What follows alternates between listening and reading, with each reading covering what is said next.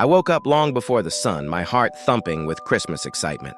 The house was dark and cold, the kind of cold that made every sound feel louder. I slipped out of bed, careful not to wake Mom and Dad. Today was the day. Today Santa would come. I was halfway to the living room when I heard it. Slow, dragging footsteps across the roof. Not the cheerful clatter I'd imagined, more like something heavy being pulled. I froze, eyes wide, then curiosity shoved fear aside. I tiptoed to the window and pressed my ear to the cold glass. A low, wet shuffle scraped across the shingles. My breath fogged the window. Santa? The sound moved toward the chimney. Excitement lit my chest again, and I hurried down the hallway, trying not to squeal.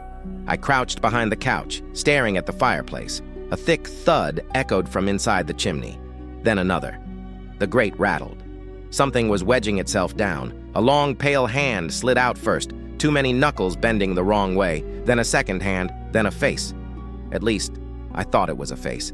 Dozens of tiny, blinking eyes dotted its skin like stars, opening and closing in waves. Its beard wasn't white fluff, it was thin, twitching strands like insect legs, and slung over its shoulder was a fleshy, twitching sack that pulsed like a heartbeat. I gasped. Every eye snapped to me. The creature smiled, its jaw unfolding far too wide. "Awake early," it whispered, voice echoing like wind through a cave. I bolted.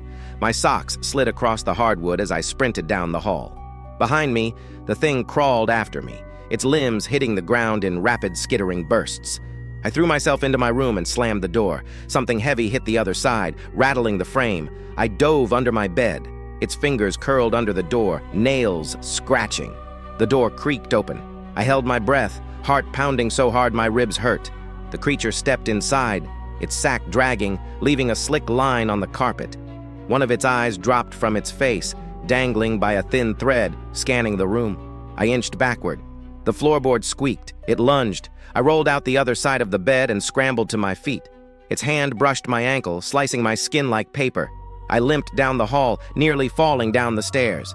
I hit the bottom hard, pain shooting through my elbow, but I kept going. The creature crawled down the wall head first, smiling that impossible smile. I darted into the living room, but my foot caught on a rug. I fell, and before I could get up, its shadow covered me. Dozens of eyes blinked down. It leaned close, cold breath brushing my ear. I love playing tag. Then, gently, almost tenderly, it set me on my feet.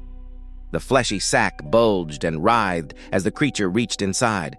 It pulled out a neatly wrapped present, placing it in my trembling hands. "Merry Christmas,"